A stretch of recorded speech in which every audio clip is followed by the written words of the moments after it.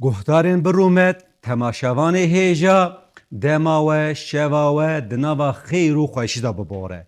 Bi bernama Kurdî Nûs em pêşberê we ne û em mêvanê mala we ne. Di bernama Kurdî Nûs da heta niha em li ser mezînê Kurdan, helbestvanê Kurdan, nivîskarê Kurdan sekinde. Derbarê Baba Tahir, Melê Cizîrê, Ehmedê Xanê, Melê Bateyê da bi wesîla Profesör Doktor Nesîm Sönmez me gelek agahiyê girîng û bêhempe pêşkêşê we kir. Îro jî mijara me melekî navdar, nivîskarekî Kurdan em ê ji we re bidin naskirinê. Melek Xelîlê Sêrtê. Melek Xelîlê Sêrtê di edebiyata Kurdî da wekî stêrkekî birqandiye. Melek Xelîlê Sêrtê nûnerê ki edebiyata Kurdî ye. Gelekî berhem û pirtûkî wî heye. Bi Erebî, bi Kurdî, pirtûka nivîsiye, bi pirtûka xweyê, bi pirtûka xweyê kereke mamoste? Bi gelekî me got gelekî pirtûka nivîsiye, bi pirtûka xweyê Nehcül Eman jî navder e. Em li ser Melek Xelîlê Sêrtê piçekî axivîn lêbelê bi hûrgilayî, bi berfire Profesör Doktor Nesîm Sönmez mamosteyê me wê ji me ra jiyana seyda pirtûkî wî perwerda û ka li kur melatî kiriye, çi pirtûk nivîsiye, berhemî wî çi ye, di berhemê xwe da li ser çi sekiniye, peyamê wî ka ji me ra çi ye, yek bi yek wê ji me ra agahî bêje, em ê bi agahî wî ka bi ronahî bin. Mamoste tu bi xêr hatî, ser çavê min ser serê min re hatî. Bi hatina te em gelek em bi hatina te gelek kêfxweş û bextewar bûn. Tu çawayî başî rewşa te çane ez hesin pîşî hawl û kêfa te rewşa te bipirsim, paşî jî derbasê mijara me derbasê pirsê me bin. Kerem ke mamoste.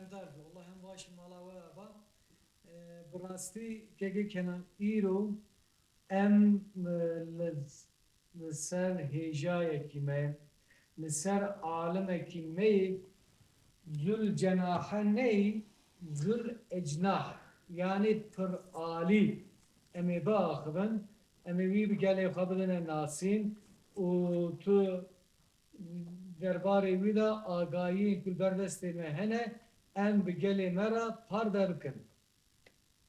Melek Xelîlê Sêrtî di sala 1705 da li gundê Gulpikê ku girêdayî bi navçeya Hîzanê vaye, girêdayî bi navçeya Hîzanê vaye, Hîzana ku girêdayî bi Bitlisê. Sêrtê ve hatiye dinyayê. Mamoste awça balî Sêrtê bû. Belê, wisa bûye. Naxir. Hîzan. Yani Melek Xelîlê Sêrtê bi eslê xwe ji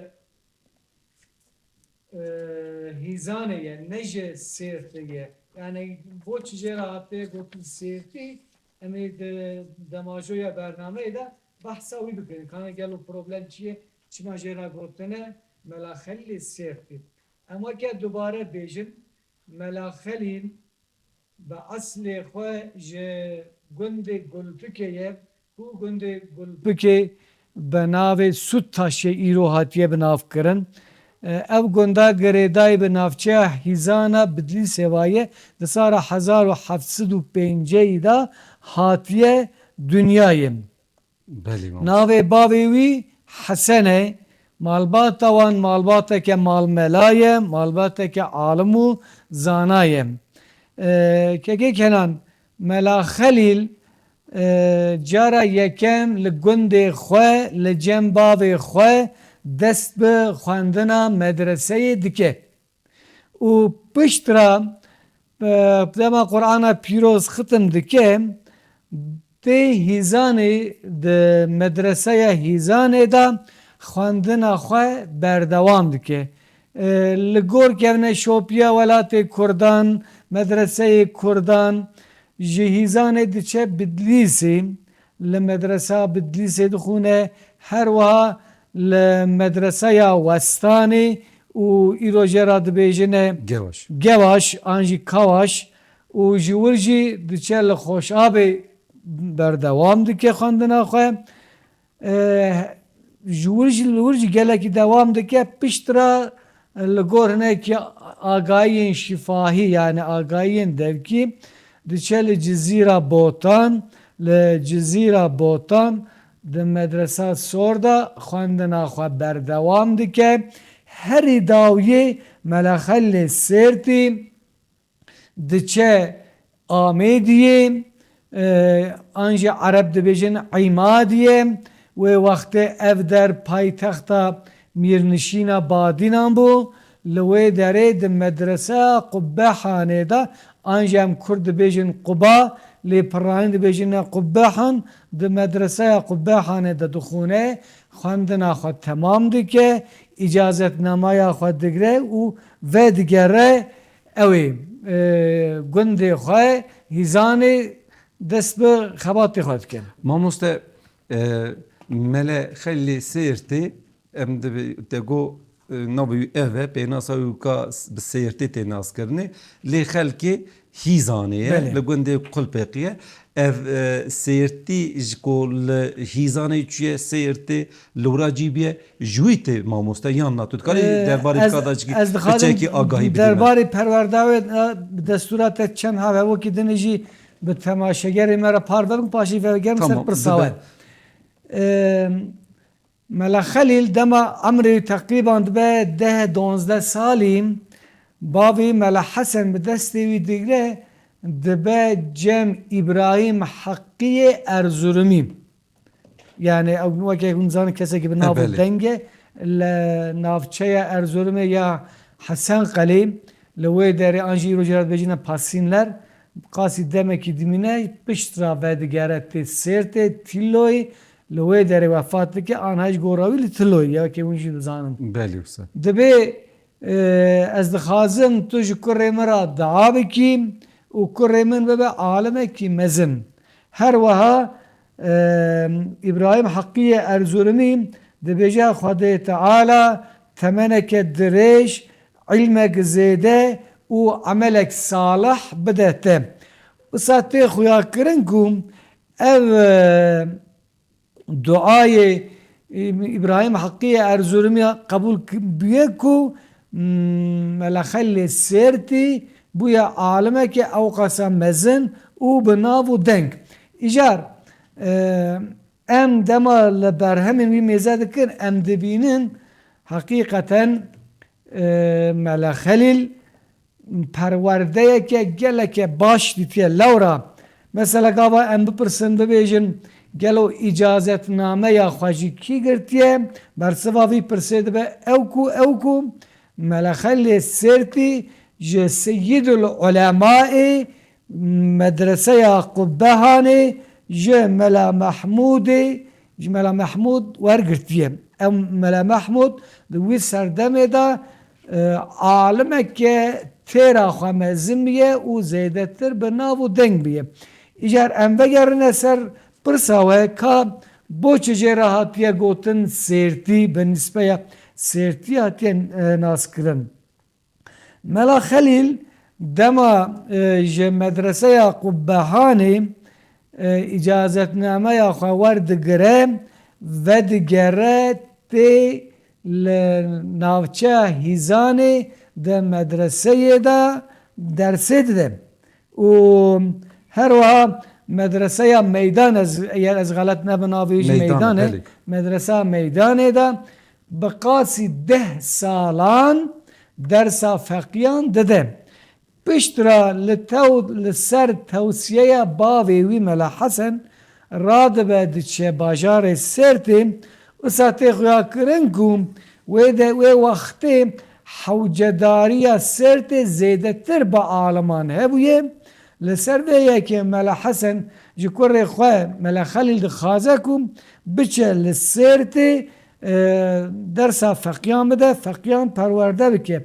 لسر دا خوازه باوی او جراد به جهیزانه دچه مدرسه فخریه بنابه مدرسه فخریه بقاسی 30 سالی لسرت درسا فقیان ده جبر کو او سالین کو او قاسا دور و درش لسرت جیانا خوکریه جبر وی صدمه وکه به ملاخل سرتی هاتیه ناسکرن نسبه سرتی جخورا بکار آنیه بله ما جبونا پرورده ملخلی سرتی باجار گریه مدرسه گریه گلک جیادا پرورده هلدای پشکو اجازاته خو هلدا لکر به دست به ملتی کرد مروفه کی آها بقدر بقیمت مروفه کی به عالم کرم که وکی قوادش گفت که کنن دما المدرسه قبه هانی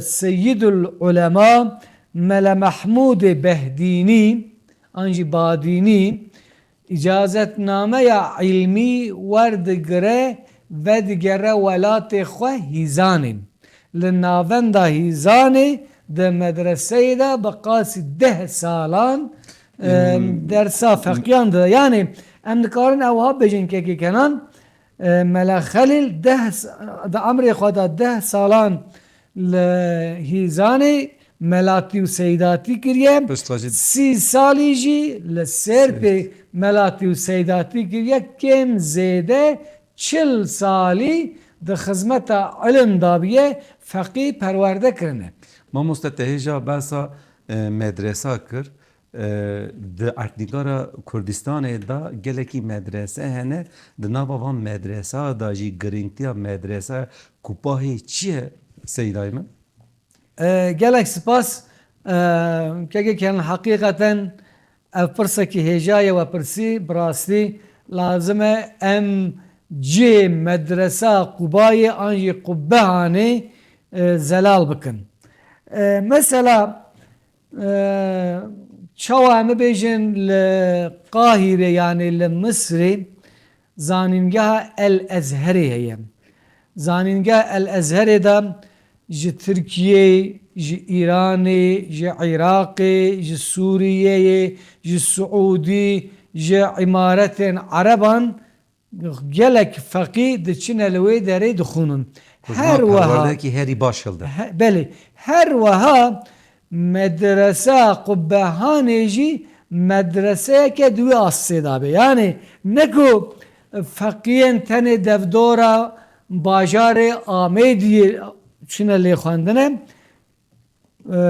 کرد ترک عرب و ایرانیان چنه لوی داره خواندنه مثلا از خازم ناوی چند کسان نشاندن و کسی گوده مجلسه قبه هانه دا خواندنه مثلا مبیجن ابو سود افندیه یه ده دیروگا دولت عثمانیان دا عالمه که زیده تر بناو دنگه و تی ناسکرن دواره فقه اسلامی دا جی و که خودان اوتوریتت قبول کرن مثلا وی بسالان لمدرسه قبهان خواندیه هر وها مثلا ملاگورانی هیه ملاگورانی کو علاقای با اخشم ستن رهیه وی جی لمدرسه قبهان خواندیه ده چافقانیان دا درباست بکم روزه کی لمکه مکرمه ملاگورانی به ولایتیه که استنبولی را هفناسی خداتینه دبنه حواله هف پشتی روزان او حواله وی تشه استنبولی دشه استنبولی دشه حضور پادشاه عثمانیان مراد خداوندیگر جرا بحثا ملاگورانی دیگه دبیجه عالمه که اوها خورد اوها زانا اوها زیرک من ناس کر از دخوازم توی بینی ور استانبول لی استانبول تکی خدمتا پرورده ملت میز استانبول هر وها مراد سلطان مراد ملاگورانی و خواندی استانبول دیگه و ملاگورانی جی وی دعوت قبول دیگه اجابت دیگه جرا دیچل استانبول پرورده دیگه ایدی چروکا گله که دورو دیگهش برکو نه دم جرامه دایه امزده ناسک سر ناسکن بله یک جی برا به آگاهی کی به واجب بکن مول ماموسته فاتح سلطان محمد جی بله سیدای فاتح سلطان محمد بله سیده وکای ملی وکای یک جی وقتی کود به پاشا جی دبه وزیر فاتح سلطان محمد بله ماموسته عفوا مثلا از خاص من گیدی کسی گونده مجلس قبان خانم نابوان بیجیم جوارم مثلا شیخ غیاث الدین نقشبندی گله که بن عالمه که بناو دنگه هر وها شیخ نور الدین بریفکانی و هر وها ملا یحیای مزوری و وکه ملا خلی سرتی یعنی عالمه وکه بوی رنگی گل کسان دوی مدرسه دا خواندنه که کنن دوی مدرسه دا یعنی لازمه بینر من عزیز اوافه مکن نه تنه علم دینی هاتیه خواندن علم فنی هاتنه خواندن وکه میناک ملا خلیل سرتی دربار استرونومی دا برهمه که وی هیه هر وها مثلا اما بیجن ملا یحیای مزوری جی دربار ماتماتیک دا یعنی ریاضیات دا برهمه که وی هیه جوان برهمان جی امتید گیجن گم پرورده لمدرسه قبهانه یک عالی نبیه پر عالی بیه دیسان از وقتی مینا که گیدنی بیجم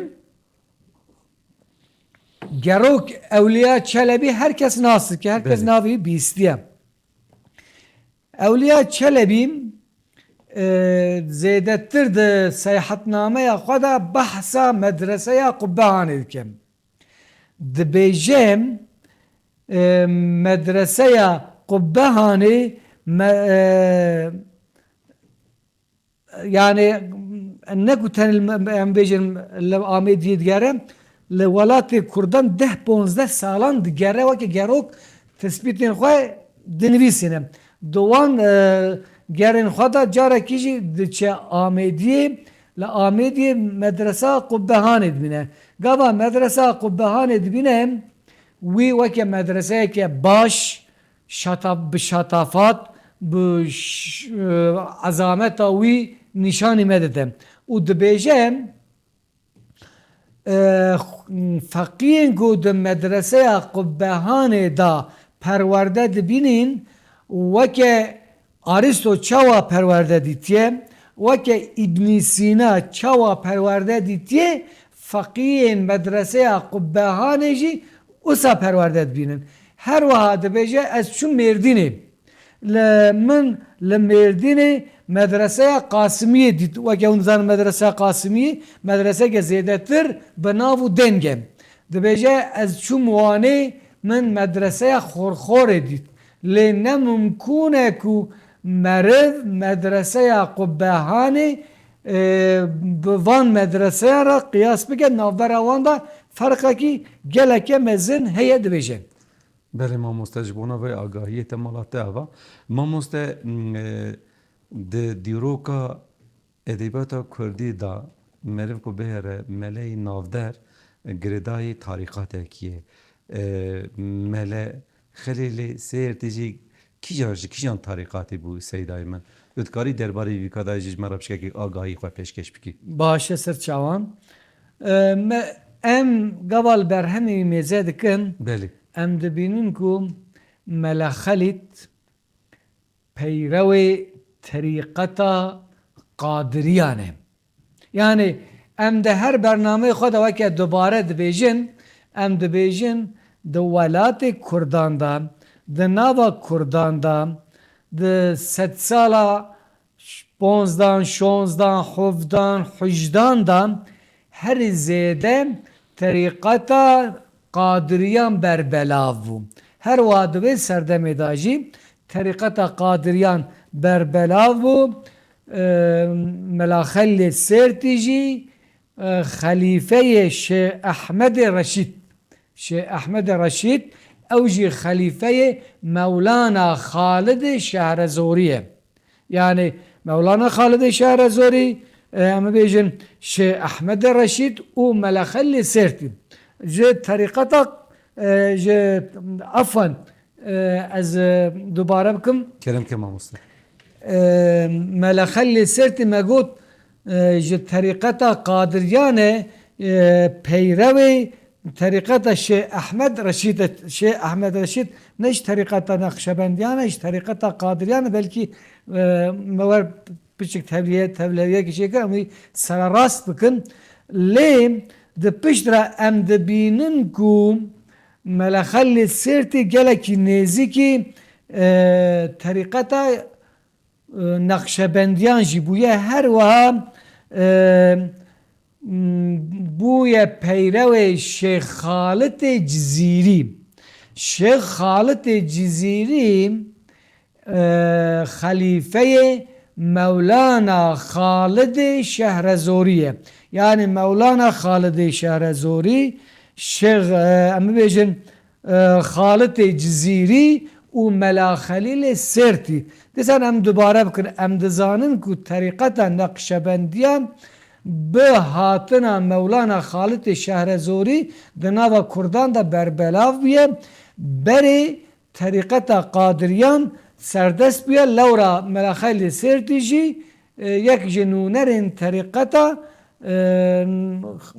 قادریان بیه ما مستعد کی پرتوکات آگاهی دا تشتگی وها دبیجه به هیز آخوا به قابلیت آخوا خلیفتی هلدایه لدف دوری وکا لدف دوری خو خلیفتی هلدا لدف دوری خو صوفی توف ده کریه اوا چیه چما تشتکی وها کریه ما مسته درباری وکا تشکاری وی پرسامه جد آگو بکی سر چاوان که کنن ملخل سرتین عالمه که به همتابیه وی هر چقاس طریقت خورا گرته بجی بو ببجی منسوب طریقت کی لیوی هر دم علم خدایه پیش و طریقت دایه باش علم خود یعنی طریقت خود ندایه پیشیه و علم خود ندایه باش طریقت لورا وی باش زانی بویه کو خلاصی مروان پشتاچوینا مروان دگاوا یکم دا به علم و عرفان دبه او دوی فرقه دا بیه لورا نخواستیه طریقتا یعنی علمیوی تیکه بن سیا طریقتا وی هر وها وی طریقتا خواه خستیه بن سیا علم و زان نخواه ما مستعد جبونا وی آگاهی تسپاسیا خوش ترا پیش گشتکم ما مستعد دیروک ادبیات کردان دا نویسکار کردان گلکی نویسی وانانه گلکی پرتوکی وانانه به نیوان نویسکار جی به پرتوکی کی خواه هری نافدارن ملخلی سیرتیجی به کیجان پرتوکا خواه نافداره ما مستعد امتخازن به تسوی کاجی پیشکی کی با آخفی آگاهی خوش بنا پیش گشت که کنن به دستورات بریا کو ورن سر وی پرساته از خازم بدوسه ابو کان بحث وفات سیدا بکم تا سیدا کو وفات کریه لکوات یه دفن کرن گوراوی ایرول کدریه ام بدوسه ابو کان بحث ابو بکم پشتراجی وگرن سر برسوا پرسا جنابته کرم که ما مسته ملاخل سرتی لسال 1843 دا yani مگوتو بود سال 1750 da کم زیده هاتیه دنیای 843 da جی وفات کرده و ادمی تقریبا دبه 83 سال عمرویم yani 83 سال عمره که گله کی دریجه خدای تعالی خستیه نصیب سیدای ملخلیل Melek Ali di sala 1843 da li navenda bajarê Sêrtê wefat dike û di goristana Şex Silêman da tê defnkirin. Îro jî gava Rêya Millet bi Sêrtê dikeve, gelek kes dema ku derfet destê wan da hebe diçine di goristana Şex Silêman da gora Seydayê Melek Halîl ziyaret dikin, jêra Fatihan dixwînin û paşê derbas dibin diçin. Xwedî rehma xwe li wana bike. Amin. İcar em vegerine ser pirsa te ser berhemên Seydayê Melek Halîl gelo berhemê wî çine û kişiyan berhemê wî zêdetir derketine pêş di nava milleta têne naskin. Em biçek ji behsa wan bikin. Keke kenan Seydayê Melek Halîl keseke welûd bûye, alimeke welûd bûye, alimeke berhemdar bûye. Yani kim zêde bi qasî sî berhemî berhem nivîsandine. û aliyê wî ilmiyê herî derdkeve pêş ji pêşiya me yek jî ew e ku ew keseke muhakkîk e. Yani muhakkîk çi tişte? Muhakkîk ew tiştaye ku ew ilm û zanista beriya wî hatiye meydanê, ew di berheman da civandine ser hev weke ansiklopedî. Em gava li dîroka zanista İslamê mêze dikin, em dibînin ku Fexreddînê Razî derdikeve pêşberî me. Fexreddînê Razî hetanî ku ilmê ku hetanî serdema wî çê bûye, ew weke ansiklopediyek civandiye di nava berheman da, di nava bergên berheman da daye xizmeta alim û zanayan. Her wiha Melek Halîlê Sêrtê jî mirov dikare bibêje muhakkîkê Kurdan yê yekem e, bi vî awayî kar û xebat kiriye. Du aliyên Melek Halîlê keke kenan. Yek aliyê wî perwerdehiyê, yani gava din me got kêm zêde 40 sal di xizmeta ilmê da biye feqî perwerde kirine. Lazim e bînerên me yên ezîz viyanê ji bîra nekin, ew icazetnameyên ku ji serdema Seydayê Melek Halîl hetanî roja îro hatine dayîn û têne dayîn, muhakkak weke ra silsileyê xwe digînin Melek Halîlê Sêrtê. û mesela dibêjin mesela kesek mîna Mela Yehyayê Mizûrî ki keseke alimeke zêdetir benav û deng e ji başûr e û wî hatiye li cem Seydayê Melek Halîl ders wergirtiye, her wiha bûye feqîhê wî êdî bifikirin Seydayê Melek Halîl melakî çawa ye. Seydayê Melek Halîl di warê ilmê alet da, yani em bên de alê ilmê sarfê da, alê ilmê nehwê da, di alê zimanê erebî da gelek berhemdane. Her wiha di alê mantiqê da, di aliyê astronomiyê da, di aliyê felsefeyê da, di aliyê hedîsê da, di aliyê tefsîrê da, di aliyê kelamê da, her wiha em dikarin dirêj bikin. Yani ew 12 ilmê ku em dibêjin hene ya feqî medresan da dixwînin, hema em dikarin bibêjin di derbarê wan 12 ilman da jî berhem nivîsandine.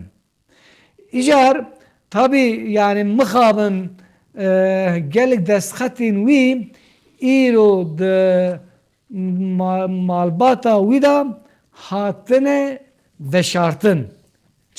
Yani destxetên ku Seydayê Melek Halîl ew berhemên ku bi xwe nivîsandine, heta roja îro malbata wî lê xwedî derketiye, ew veşartine nehîştine bi pêvajoya dîrokê re bimire. Lê me dixwest ku îro bi navê Seydayê Melek Halîl zanîngeh bi hatine ava kirin, enstîtû bi hatine ava kirin û diwan enstitûyan da ew berhemên wî bihata bana parastin. Mesela bo numunekekî Kenan em bibêjin Xwedê wî rojê neke malbata wî de mesela bên mala wan da agirek şewatek derbikeve ew berhemana tevahiyana biçin. Lê eger dibin mahiyeta dewletê dabin di sazgeheke fermî dabin ew ê baştir û zelaltir werine parastin. Ya ji ber ku bernameyek derbarê ziman û edebiyata Kurdî da ye em bihûrgirî li ser berhemên wî yên bi Kurdî bisekirin. Yani Seydayê Melek Xelîl ji aliyekî bi zimanê Erebî berhem nivîsandine ji aliyekî jî bi zimanê Kurdî berhem nivîsandin. Bi zimanê Kurdî heta roja îro sê berhemên wî hatine tespîtkirin. Berhema wî ya yekem em bibêjin tecwîdê derbarê ilmê tecwîdê de ye navê wî Risaletun fi ilmi tecwîd. Yani di derbarê rastxwendina Qur'anê de ye Qur'an çawa rast tê xwendin û ev berhemeke piçûk e ji 15 peran pêk tê û ji 244 malikan pêk tê yani bu awayekî nesrine bi awayeke menzûm hatiye nivîsîn. Mamoste mesela Kur'an'da pîroz rastxwandin eva bu Kurdî nivîsiye yani bi tecwîdî em dibêjin wisa eva ça bi Kurdî ça hatiye fêmkirinê di derbarê xwendekara da. Mesela em destûra te ez du malikan ji destpêka wî bixwînim Keremkî mamoste. ew hat dibêjim. Bizanin bira cümle hûn ehlê dîn ku tecwîda Qur'anê ferze bi teayîn. Çukû ew bi tecwîdê nazil bûye ji ba Xaliqê min e û meşhûr bûye. Yani weretîl Qur'anê tertîl ayet heye dibêje yani li ser rê û rêbazan rastxwendinê Qur'anê bixwînin û Seydayê Melek Xelîl jî yani em di vir da dikarin bibêjin rêya Seydayê Ehmedê Xanî şopandiyê dibin tesîra wî da maye her wiha em dizanin ku Ehmedê Xanî aqîdeya îmanê nivîsandiye nûbihara piçûkan nivîsandiye ji bo ku perwerdeya feqiyan hêsantir bike. Her wiha duwarê xwendina Qur'anê da ji bo ku feqiyên Kurd bi rast durust Qur'ana pîroz bixwînin bi xeletî nexwînin ew rê û rêbazên tecwîdê em dizanin tecwîd bi Erebî gelek hatine nivîsîn bi Farsî gelek hatine nivîsîn mesela di nava Tirkan da dibêne tecwîda Qarabaş tecwîdî gelek meşhûr e hatiye nivîsîn gelek tecwîdê dinêjene her wiha di nava Kurdan da jî gelek kesan tecwîd nivîsandine lê em dikarin bêjin yekem kes Melek Xelîlê Sêrtiyê tecwîda xwe nivîsandiye. Keke Kenan ev berhema wî ya yekem. Berhema wî ya duyem jî ev berhema niha li ber destê min e û Nehcül Enam'a Melek Xelîlê Sêrtiyê û esasen Nehcül Enam Muqaytûka dawî da bêjî. Belê. Muqaytûka dawî da bêjî. Belê. Keremke mamoste. Di Nehcül Enamê da kekî Kenan Seydayê Melek Xelîl di 22 beşan da ev berhema xwe ava kiriye saz kiriye û tê da 200 kêm zêde 273 malik hene yani 273 malikan da fikr û ramana xwe haniye ziman. Ev jî her wiha weke tecwîda xwe bi nesrê nenivîsandiye bi menzûm yani bi terza helbestê nivîsandiye û bi terza mesneviyê nivîsandiye bi tê de kêşa erûzê jî bi kar aniye. Armanca nivîsandina vê ew ê berhemên Ne çok perverdeya arman ji bo ku perverdeya zarokên Kurdan û milletê Kurd e. Yani rêya Nehcül Enam tê maneya rêya amê. Yani anjî rêya gel. Yani gel milletê me di rêyeke çawa da bimeşe li gor rê û rêbazên dînê xwe û terîqeta xwe dimeşe ev nişanî me daye. Rıya civaki jî Belê tatine rêya mamoste. civak rêya gel nişanî me daye. Mesela em bibêjin di destpêkê da ez dixwazim çend malikan bi destûra te bixûnim. Kerem ki mamoste. Wiha dibêje Bismillahirrahmanirrahim. Mebahasul furudil ayniyye weke beremî berê de ji me gotibûn ev kevne şopiyeke serê beşan an bi Erebî an jî bi Farsî hatiye nivîsin. Seydayê Mela Xelîl serê her beşekî xwe yani eva ji mesnewiya wî ye bi Erebî nivîsandiye. Mamoste af ki eva ku mamoste wî demê di tesîra Erebî û Farsî damaya di edebiyata kan dibe jî. Yani ev kevne şopiyeke mesnewiyan da dinivîsin am ev mesnewiyan da çi bi Kurdî ve çi bi Tirkî ve çi bi Erebî ve çi bi Farsî ve serê beşan bi piranî bi Farsî tê nivîsin. Mesela Ahmedê Xanî me muzîna xwe serbeşên wî bi Farsî nivîsandiye. Evet. Mesela em bêjin Nizamiye Gencewî bi Farsî nivîsiye. Mesela Fuzûlî bi Farsî nivîsiye.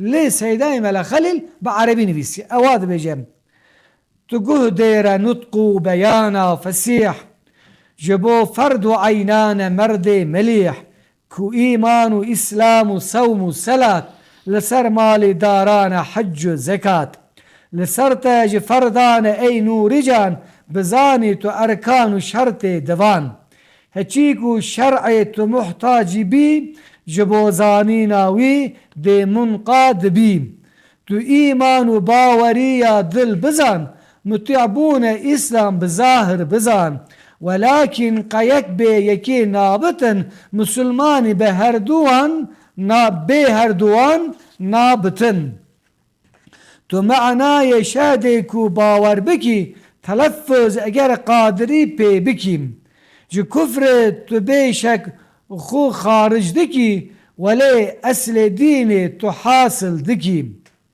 وكيكو دقلوي عمل جيبكي تو إيمان وإسلام كامل دكي معاني جبوي أذن قه بدي تو معبودي بالحق تو جبل خدي في أواي كاكي كمان دوام دكي إجار أم بقرم بتشكي للسر أم بيجن سدما تأليفاوي سدما تأليفا قد دنافبرا مالكا دوسو بنجا وحشتو دوسو شستو يكي دا أو هاج مراد بيجن از دستورات yani بخونم بله هچیکو مگوتی بدل گه بده اوه هریات امانی مده کلامک سلیسه بجه زفت بکه اوه جوارت تخارج دکه خلیلکو او ترز بداعت نبوم ولی او بفرمان اخی خبو yani dibêje esasen di adetên Mela Xelîl da berhemeke nivîsanina bi vî rengî tune bû yani net fikir berhemek bi vî rengî binivîsine lê dibêje birayê wî jê daxwaz kir got berhemeke bi vî rengî binivîse bira zarokên Kurdan fêrî van tiştan bibin û li ser daxwaza birayê wî ew jî radibe vî berhema hanê dinivîsine. İca kêm zêde em bibêjin çiqas ekman çiqas mijar pê de hene piçekî behsa wan bikin. Mesela behsa ferzê ayniye dike, behsa sıfetên selbî, sıfetên xwedeyên qedîm û behsa melaîketan, behsa risaletê, behsa şemaîla Cenab-ı Peygamber, behsa miracê, behsa dîtina Xwedê, behsa qencîtiyê, behsa eftaliyê, behsa xarin û vexarinê û piçekî jî em bêjin behsa teheccüdê afan terîqetê dike yani tesewwufê dike. û bi vî awayî xwestiye em bibêjin rên nîşanî zarokên Kurdan bide. Mesela bi destûra we ez dixwazim hema çawa ji bona mesela xarinê çi gotiye ez du lefsan bikim bizanim dem wexta me çi qasmaye. Stekî hepirsim zimanê yuka giran e ya ne giran e? Zimanê melaxelê Sêrtê her çi qas peyvên Erebî û Farsî bi kar anîbin jî ew peyvên ku bi kar anîne wateya wan zêde dijwar nîne. Yani zêde zor nîne. Giran Ji nîne. ber ku me gotiya ji bo millet nivîsandiye ji bo civaka xwe û ji bo zarokê Kurdan nivîsandiye ji ra çi lazim e? Divî hêsan be zimanê Ji ra lazim e zimanê wî Sivik be. hêsan be ji bo wî gava mirov Nehcül Enama melaxelê Sêrtê dixûne Belê. bi piranî jê fêm dike. Lê lazim e em viyanê jî bibêjin keke kenan. Nehcül Enama melaxelê Sêrtê berhemek ji berhemên rêzê ên di medreseyan de têne xwendinê. Em dizanin ku mesela dema me di medresê da dixwend gava yekem me Qur'ana pîroz xwend. Belê. Dema me Qur'ana pîroz xitim kir û em fêrî rast xwendina wî bûn em derbasî Mewlûda Mela Huseynê Bateyî dibûn. Me Mewlûda Mela Huseynê Bateyî dixwend piştî wî jî me dest bi Nehcül Enama Mela Xelîlê Sêrtê dikir. Me Nehcül Enama Seyda dixwend pişt ra em derbasî kitêbên rêzê ên dinê dibûn. Mamoste yani asta yuka asta pirtûka yek ona de lîsayê de amedehî da tê dîtinê di wî astê dabiye ku tu ça te got ez me wisa fêm kir.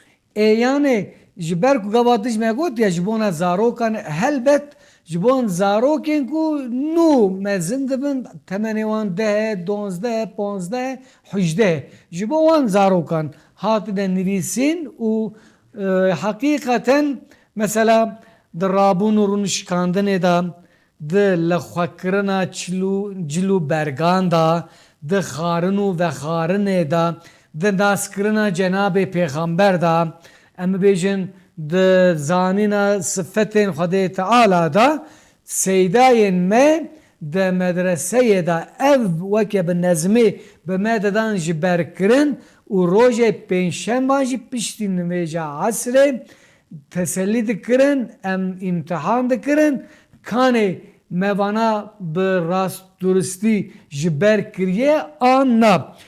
Di vir da ez dixwazim war mînakekî hate bîra min di nava gel da tê gotin belkî li herêma we jî tê gotin derbarê Seydayê Mela Xelîl da hema ez wî bibêjim. Keremke mamoste pirsek min jê me hez nedikir ez gotinê te bibirim. Keremke. Estağfirullah.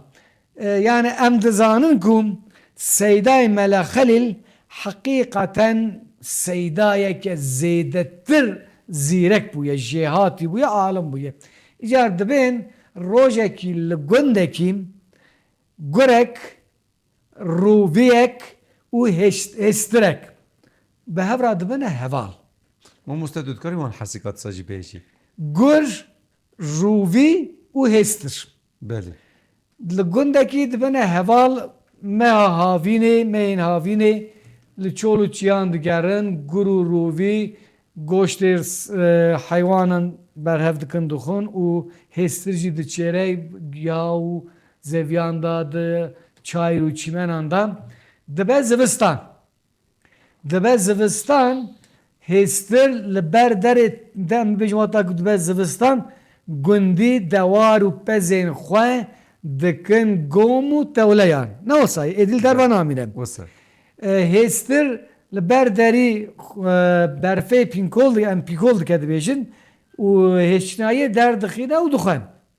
Lê hema gur û rûvî tiştekî wisa nabîne. Eşinayê nav. Gur û rûvî nabîn dibêne em çi bikin em çi nekin em zêde birçî bûne bi vî rewşa xwe jî em nikarin heyata xwe jiyana xwe bidomînin em fend û fûndek dahfikek ji hêstirê re çê bikin em wî bixapînin em goştî bixwin.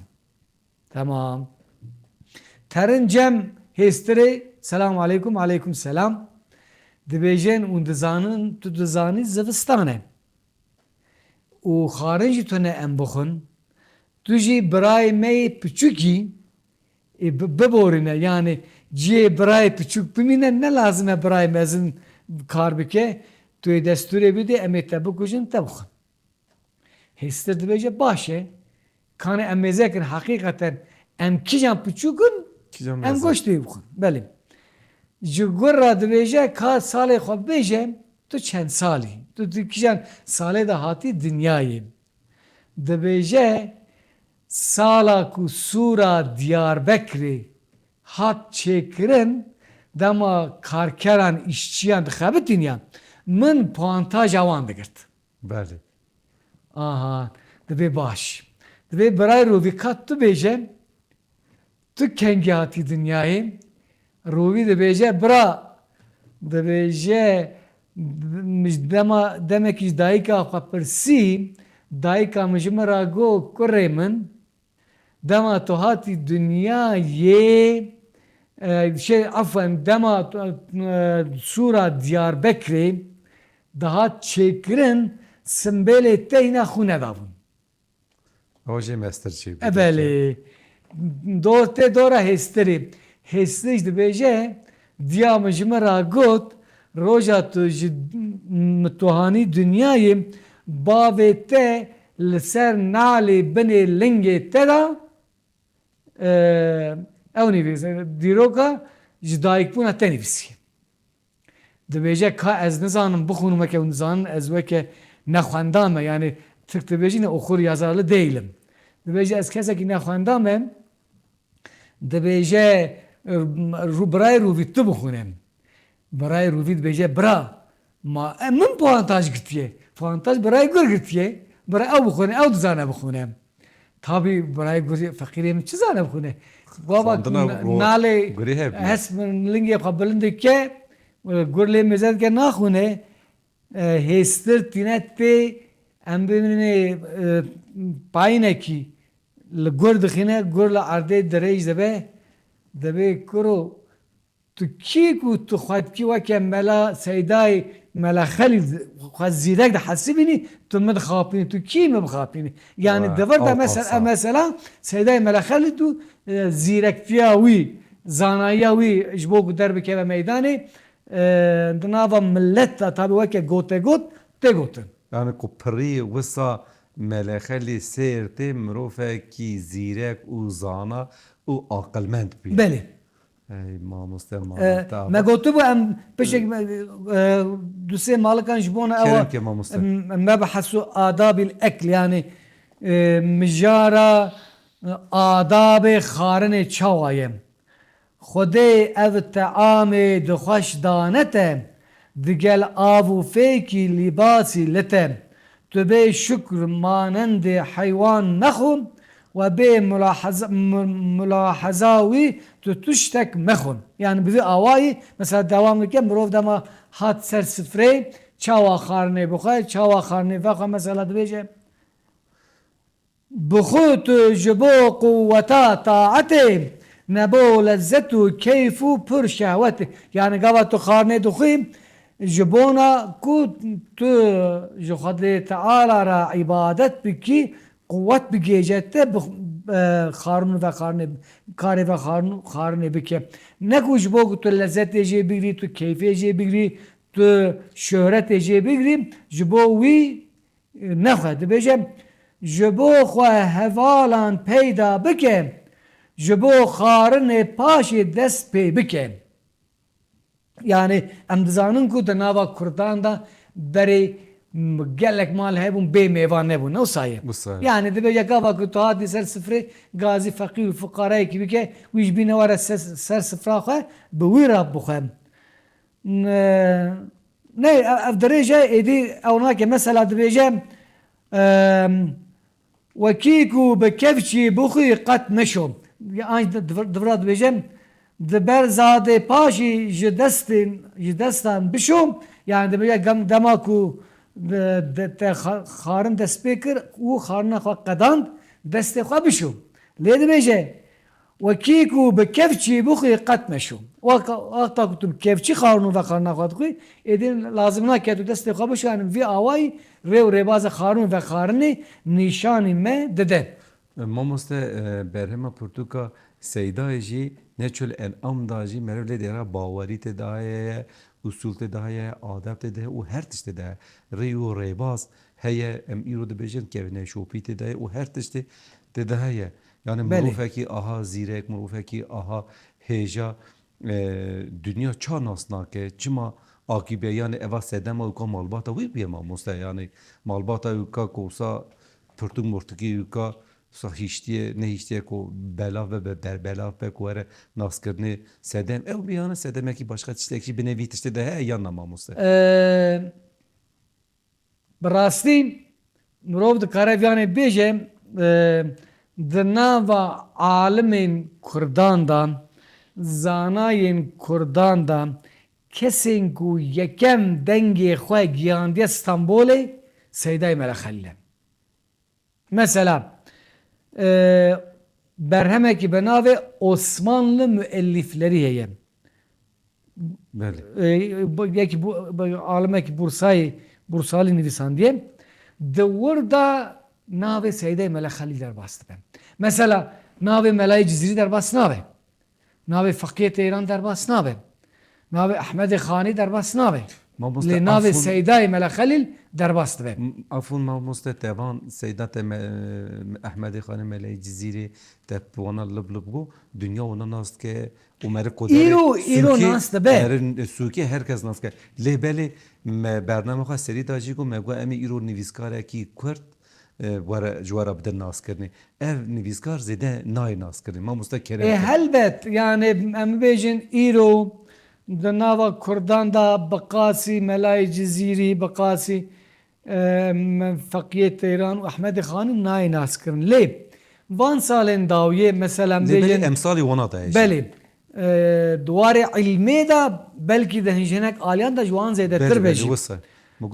belkî xeletî çi be ser wî mesela li Sêrtê sempozyoma tune damezrandin û gelek ji welatan alim, zana, akademisyen û herwa ez jî beşdarî wî sempozyomê bûm derbarê Seydayê Melexelî da gelek gotar pêşkeş kirin û ev gotarana weke du cilt berhem di nav weşanên beyanê da hatine weşandin. Keremke. Mamoste te behsa gotarê kir min jî pêşiya berhemê ku îro mijare me ew bû min jî gohtara te nivîsandî bû min jî wika di kompîrê ta barê kompîrê kir pasê me de printerê ta dexist û me du cara jî xand me gelekî nîşane jî hilda îdî kotosa te herîkbarî koto te axifî ez jî hez nakim bibirim. Estağfirullah mala ew berê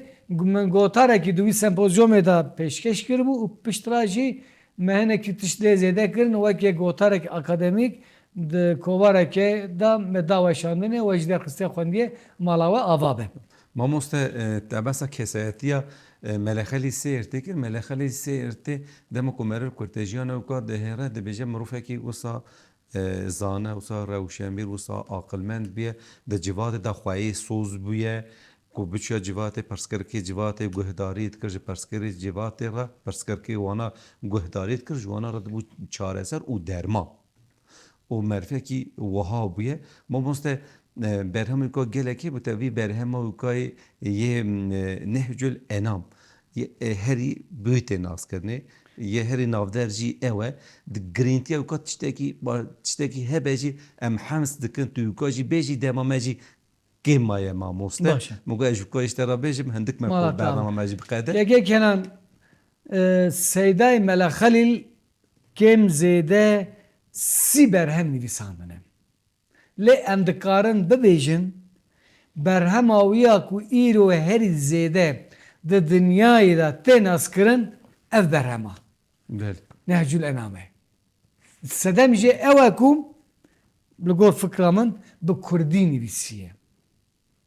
Yani eğer bu Kurdî mesela Seydayê Melexelî keke kenan Nehcül Enamek bi zamanı Arabi nivisiye. Yani dün Nehcül Enam'ı Seyyid-i Melekhalli'ne. Yek bu Kürdi, Yek yek bu bak. Kürdiye ya duyemci bi Arabiye. Le ya Arabi ni veya Kürdi nayı nas kırın. Her vaha mesela berhemeke usaye ku dnava alemi Kurdan da de medrese Kurdan da diroga nivîsandina ve heta roja îro weke berhemeke dersi hatiye xwendin tê xwendin û qîmeta wî li ber destê her feqiyek her seydayek heye ana tu biçî kîjan medresî dibe bila bibe meheqa lefsek du lefs ew ê ji Nehcül Enam iştera bixwin. مامۆستا لێ لە عەرەبیستانê لە عەربگارە عەرەبا jî ev berhema wikayê Nehcül Enam heye yê Erebî ew jî di Ben weke medresa da bi tê çapa xwandinê. Erebî te Mesela helbet. du Kurdî ana te goya du Kurdî wekî ders tê xwandinê li wirata jî wisa Naxir yan yani di nava Araban da weke Portugê dersê nayê xwendin. belkî ji bûna wika wisa nav de Naxir yani lê Arab ê ku eleqa wan bi vî meselê re heye xebera wan jî heye lewra em zanin di nava Araban da jî di çapxaneyê wan da jî û ew Nehcül Enama bi Erebî hatiye weşandin. Mamoste pirsek minî hûrikişte re he Nehcül Enam wata wika çi ye mamoste? Me gava dij got ya Nehcül ne Arabiye. Nehcül Enam her du peyvî wî jî bi Erebî ne. Belê. Tê maneya rêya amê. Enam bi mana amê ye, neh jî mana rê ye. Rêya amê. An jî rêya gel, rêya ku civak têda biçe û serkeftî dibe. Tê wî maneyê. Mamoste te di nava bername da işte got rê û rêbaz. Belê. Yani min jî bi heşê xwe da piştekî ha biranî min got rê û rêbaz û Nehûl Enam tam wekî hevdêyanê nabîne demek ji ber ku Erebiye lema Arabiye. Kurdî Yani nav Arabiye ne ku Kurdiye. Evet, Nav belli, nav o Kurdî ne. û ez bawer dikim dema me gelek kêmam belli, ez em mamoste. beremek wî dîje yê seydam. Mamoste hinekî demamekê me lê belê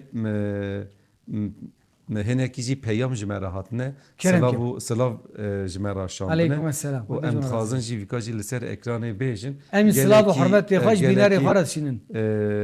gelekî kes anayê ku me ser ekrana Van 65 TV me temaşe dike ji me re ji bername me re serkeftîn dixwazin ji me her dukara jî Mala wan selam ava û be. rêzê xwe Her ji hebe. me re pêş ji me re pêşkeş dikin em jî selavê rêzê xwe ji we re pêşkeş dikin û Muhammed Yalçın ji İstanbulê ji me re selamê xwe Aleykümselam. şandiye Em silavê xwe jê re bêjin dişînin. bira selamê wîka ji me nebîne û gelekî li İstanbulê li Çanakkale li Tekirdağê Enqerê İzmirê û li Erbilê jî mesaj peyam ji me Xwedê re razı hatiye û em li bolû bû me nav jî negot be kêmasiya me jî nehêrin ku dema me kême ku em navê yekî bijin divî em navê teva bijin ji bona wîka jî em aha sereke derbas dibin mamoste min got ez nava berhemê da jî vîka bêjim bire eva jî li ser me Mala nebîne wa. keremke mamoste be.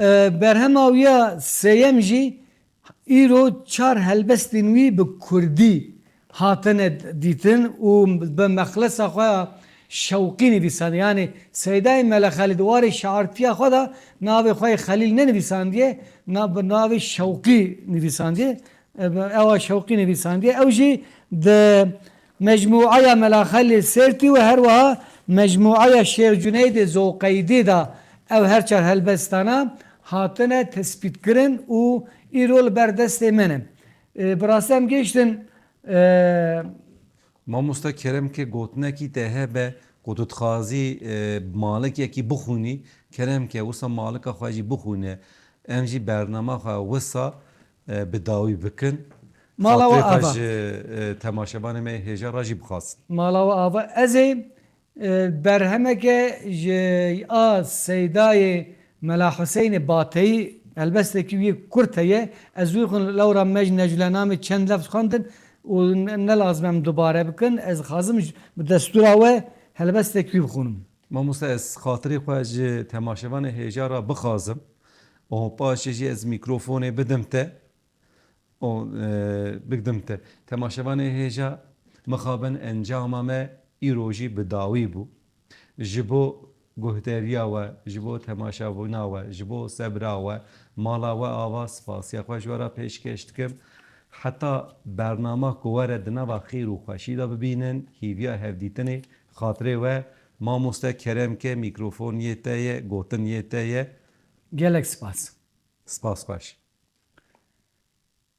گر تو نازک و سرگلی از بلبل مستانمه حوریا رشکاکلی از عاشق دیوانمه